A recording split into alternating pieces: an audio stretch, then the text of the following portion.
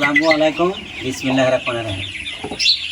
দর্শক, আজকে আপনাদেরকে আমজাদ আলী আগ্রহ চ্যানেলের পক্ষ থেকে দুই চারটি কথা আপনাদেরকে জানাবো হাঁস মুরগির ব্যাপারে। আরেকটি কথা বলবো আমি, কথা হইল যে যারা নাকি প্রবাসে থাকেন, বিদেশে থাকেন, তাদের বিষয়েও কয়েকটি কথা বলবো। হয়তো আমার ভাই বন্ধুরা যারা বিদেশে থাকেন,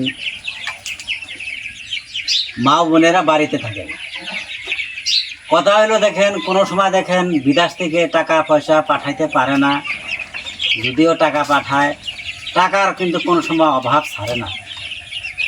যার জন্য বলছি, আপনারা যদি সব সময় হাতের কাছে 2-4 টাকা রাখতে চান তাহলে একটি কাজ করবেন।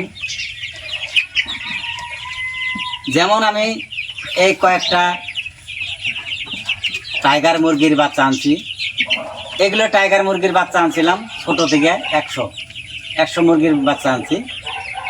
দেখেন এখন দেখতে দেখতেই ভালোই একটা বড় হয়েছে। অথচ যেমন 100টা যদি এই টাইগার মুরগির বাচ্চা যদি ডিম দেয়, ধরেন 50% মোরগ হব, 50% মুরগি হব। যদি 50% মুরগি যদি ডিম দেয়, 50টা মুরগি যদি ডিম দেয়, দেখেন 50টা মুরগির ডিমের দাম কত হইতেছে। ডিম ডেইলি কিন্তু 500 টাকা হইতেছে। তো আপনারা যদি এই বৈদ্যুতিক ছোট মুরগির বাচ্চা এনে যদি আপনারা পালন পোষণ করতে পারেন যদি, দেখবেন অটোমেটিক আপনাদের সংসারে অভাব অবাটনা থাকবে না। কেননা খালি বিদেশের আশা করে থাকবেন যে কালকে টাকা পাঠাবো বা পরশু দিন টাকা পাঠাবো, পাঠাইতে দেরি হয়ে যায়।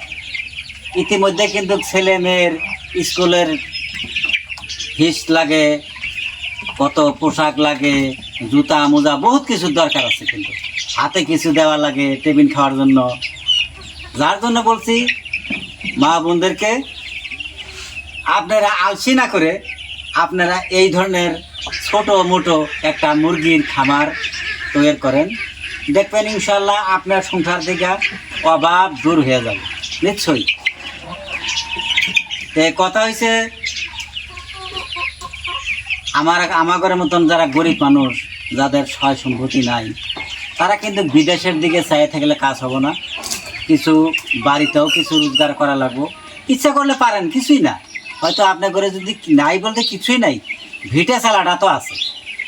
এরকম করে একটা ছোটো মোটো একটা ঘর বানাইলেন বাঁশ খোঁটা দিয়া, বানানোর পর সেটার মধ্যে যদি এরকম বাচ্চা না আনলেন, স্লিপ 5টা মুরগির বাচ্চা আনবেন। তখন 5টা মুরগির বাচ্চা কতই নেব? 200 টাকা করে হইলে লোকাল মুরগির বাচ্চা 1000 টাকা। আর 400 টাকা দিয়া যেমন মুরগের বাচ্চা নিলেন 2টা বা 2টাই নিলেন, 60টা দেখলেন, 60টা পাললেন। 60টা পালার পর দেখবেন যে 60টার থেকে ওই 5টা যখন ডিম দিছে, 5টা করেও যদি 10টা করেও যদি ডিম দেয়, দেখবেন 5-10-এ 50টা মুরগি বাচ্চা হয়ে গেছে। এগুলা তো আর ঘরের ভিতরে থাকলে চিল কাকে তো খাইতেই পারবো না। দেখবেন কিছুদিনের ভিতরে আপনার খামার ভর্তি হয়ে গেছে। আরেকটা কথা হইলো যে মুরগি পাললেও হবো না, মুরগির কিছু রোগ বালার বিষয় কিছু জানা লাগবে। যেমন আপনার করে যদি দেখলেন চুনের মতো পায়খানা করে মুরগি, চুনের মতো পায়খানা করেন, তো চুনের মতো পায়খানা করলে সেই মুরগিকে কি খাওয়াবেন আমি দেখাইতেছি, আপনারা ধৈর্য ধরে দেখেন।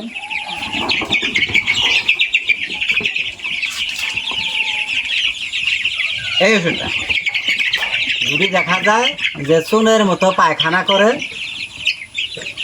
কোনো সময় আর পায়খানা ঠিক হয় না, আঠা আঠা পায়খানা হয়ে থাকে।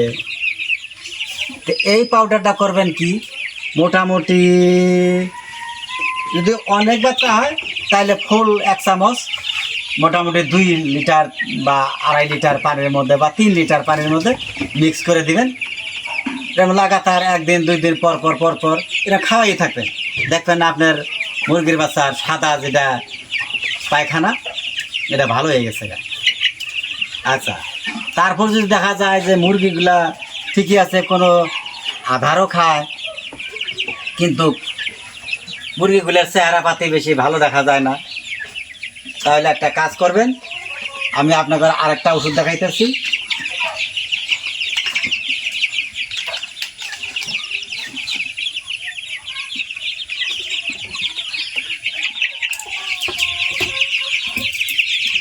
এই ভিটামিনটা, এই হাইগ্রো ভিটামিনটা করবেন কি,